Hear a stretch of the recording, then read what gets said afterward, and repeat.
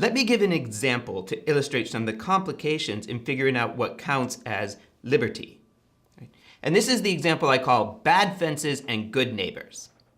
What do I mean by this? Well, when someone builds a fence, it can block the neighbor's view.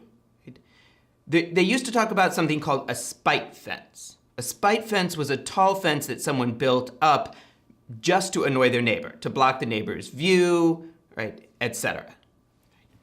This can become a serious issue. Right? Suppose someone wants to build a high-rise on their own property. Well, that's great, but a high-rise in a certain spot could block a beautiful view from all of the neighboring buildings.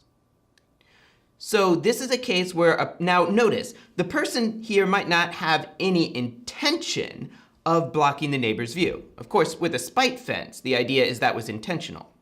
But what if someone just really loves tall fences? Or suppose someone just really wants to make some money off a tall building, or they have the property and they want the top floor apartment for themselves with a view of the lake in Chicago or whatever it is. They might not have any intention of interfering with or harming other people, and yet their actions do. So then we have to ask the question, how do we characterize this?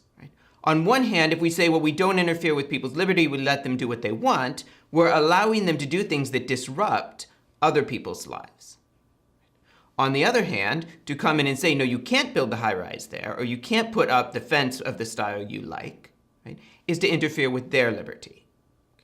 So this is one of the ways in which the question of what counts as allowing people to live their lives as they please as long as they don't interfere with others is more complicated than it initially seems.